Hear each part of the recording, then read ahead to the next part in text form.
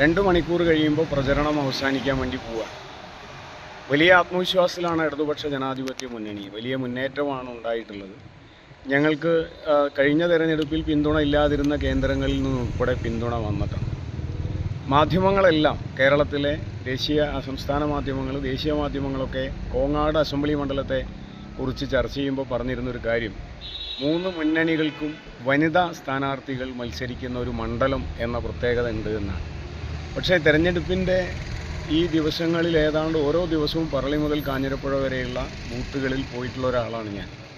ഇവിടെ ആകെ ഞങ്ങൾ കണ്ടിട്ടുള്ളത് ഞങ്ങളെ മാത്രമാണ്. പിന്നെ രണ്ടാമത്തെ ലാപ്പിൽ UDFൻ്റെ കാൻഡിഡേറ്റിനെ കണ്ടു. ഞങ്ങൾ ഇതുവരെ കാണാത്തൊരു കാൻഡിഡേറ്റാണ് BJP. അപ്പോൾ അതെന്താണ് എന്ന് ഞങ്ങൾ താഴെ അന്വേഷിച്ചു. അപ്പോൾ അവർ പറയുന്നത് അവർ സ്വീകാര്യമില്ല, അങ്ങനെ ഒരു സ്ഥാനാർത്ഥി, അവർ വർക്ക് ചെയ്യുന്നില്ല, അവർ സൈലൻ്റാണ്, ഒരു ധാരണ പലയിടത്തും ഉണ്ടായിട്ടുണ്ട് എന്ന ഒരു കാര്യം വ്യക്തമാവുകയാണ്. ഒരിടത്തും BJPയുടെ പ്രവർത്തകർ ഫീൽഡിലില്ല. ഈ നിമിഷം വരെ പ്രചരണം അവസാനിക്കാൻ വേണ്ടി പോവാണ്. അതുകൊണ്ട് തന്നെ 2 സ്ഥാനാർത്ഥികളെ മത്സര രംഗത്തുള്ളൂ. BJP എന്നുള്ളത് കളത്തിൽ നിന്ന് പുറത്തു പോയിട്ടുള്ളൊരു സ്ഥിതിയാണ്. പാലക്കാട്ട് പ്രധാനമന്ത്രി വന്നു, അദ്ദേഹം വലിയ കാര്യം പറഞ്ഞു, 3 ത്രികോണ മത്സരമാണ് എല്ലാ മണ്ഡലങ്ങളിലും എന്നൊക്കെയാണ് പറഞ്ഞത്. ഇങ്ങനെ ഒരു സ്ഥിതി കൂടി നിങ്ങളുടെ മുമ്പിൽ അറിയിക്കുകയാണ്. വലിയ ആത്മവിശ്വാസത്തിലാണ് ഈ കൂട്ടുകെട്ടും. ആളുകൾ തിരിച്ചറിഞ്ഞിട്ടുണ്ട്. ആ നിലയിലുള്ള പ്രതികരണം BJP ക്യാമ്പുകളിൽ നിന്നും വന്നുകൊണ്ടിരിക്കുന്നുണ്ട്. അത് ഇന്നലെ നടന്ന റാലികളിൽ അനുഭവമുള്ളതാണ്. ഇത് സമൂഹത്തെ ഒന്ന് അറിയിക്കണമെന്നുള്ളത് കൊണ്ടാണ് നിങ്ങളെ കാണണമെന്ന് അഭ്യർത്ഥിച്ചത്. പ്രചരണം 6 മണിക്ക് അവസാനിക്കുകയാണ്. നിങ്ങളുടെ ഇതുവരെയുള്ള പിന്തുണ ഇനിയും ഉണ്ടാവണം എന്ന് അഭ്യർത്ഥിക്കുകയാണ്. സഖാവ് AK ബാലൻ മുൻപേ ഇത്തരത്തിലൊരു ഡീൽ ആരോപണം ഉന്നയിച്ചിരുന്നു. കോങ്ങാടും മലമ്പുഴയും തമ്മിൽ ഒരു ഡീലാണ് ആരോപിച്ചത്. അത് സാധ്യമാണോ? ഞാൻ ഈ മണ്ഡലത്തിലാണ് പ്രവർത്തിക്കുന്നത്. ഞാൻ ഇതിൻ്റെ പുറത്ത് ഇതുവരെ പോയിട്ടില്ല. കോങ്ങാട് മണ്ഡലത്തിൽ നിന്ന് ഇവിടെ പ്രവർത്തിച്ച അനുഭവത്തിൻ്റെ അടിസ്ഥാനത്തിലാണ് ഞാൻ പറയുന്നത്. ഇവിടെ BJP ഇല്ല. BJP പ്രവർത്തന രംഗത്തില്ല. നിങ്ങൾക്ക് ബൂത്തുകളിൽ പോയാൽ അറിയും. BJPയുടെ പ്രാദേശിക പ്രവർത്തകർ ഒരാൾ പോലും പ്രവർത്തന രംഗത്ത് വന്നിട്ടില്ല. ഒരു പഞ്ചായത്തിലും അവർ പ്രവർത്തിച്ചിട്ടില്ല. BJPയുടെ നിയോജക മണ്ഡലം കമ്മിറ്റി ഓഫീസുകളിൽ ബോർഡ് കെട്ടിക്കിടക്കുക, അവർ വെക്കാൻ തയ്യാറായിട്ടില്ല. ആ നിലയിൽ BJP പൂർണ്ണമായും നിശ്ചലമാണ് ഈ മണ്ഡലത്തിൽ. അതെനിക്ക് പറയാൻ കഴിയും. BJP വോട്ട് കച്ചവടം നടത്തിയോ? അതുണ്ട് എന്നാണ് അവരുടെ പ്രവർത്തകർ പറഞ്ഞ അനുഭവം. മേലെ നിന്ന് വന്ന നിർദ്ദേശം BJPയുടെ വോട്ട് UDFന് ചെയ്യണമെന്ന് പറഞ്ഞു എന്ന് ചില പ്രവർത്തകർ ഞങ്ങളോട് പറഞ്ഞു. പക്ഷെ അവരത് മുഴുവൻ അനുസരിക്കാൻ തയ്യാറല്ല.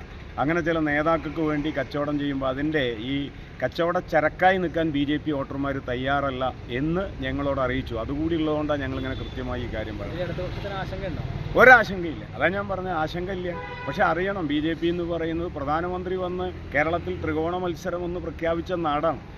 നിങ്ങളെല്ലാ മാധ്യമങ്ങളും എടുത്ത് നോക്കൂ. 3 വനിതകൾ കേരളത്തിൽ ഒരു മണ്ഡലത്തിൽ 3 വനിതകൾ നേരിട്ട് ഏറ്റുമുട്ടും. പക്ഷേ 2 വനിത അല്ലാണ്ട് 3ാമത്തെ വനിത ഞങ്ങൾ കണ്ടിട്ടില്ല. അത് പറയാൻ വേണ്ടിയാണ്. ഒരാശങ്കയില്ല.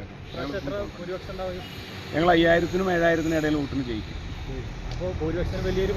അല്ല, ഭൂരിപക്ഷത്തിൽ കുറവില്ല. ഞങ്ങളുടെ വോട്ട് 75,000-ൻ്റെ അടുത്തേക്ക് പോയി. കഴിഞ്ഞ തവണ 67,000 ഉണ്ടായി. വൻതോത്തിൽ വലിയ കോൺഫിഡൻസിൽ അത് താഴെ പോയുള്ള ഉറക്കിൻ്റെ അടിസ്ഥാനത്തിലാവും. പക്ഷേ ഇതൊരു റിയാലിറ്റിയാണ്. കേരള രാഷ്ട്രീയത്തിൽ സമീപകാലത്ത് കാണാത്തൊരു റിയാലിറ്റിയാണ്. സംസ്ഥാന സെക്രട്ടറിയാണ് ഒരു നേതാവ് BJPയുടെ സ്ഥാനാർത്ഥി. പക്ഷെ ഒരു പ്രവർത്തനം ഇറങ്ങിയില്ല. നിങ്ങൾ എവിടെ ചോദിച്ചാലും കാണാൻ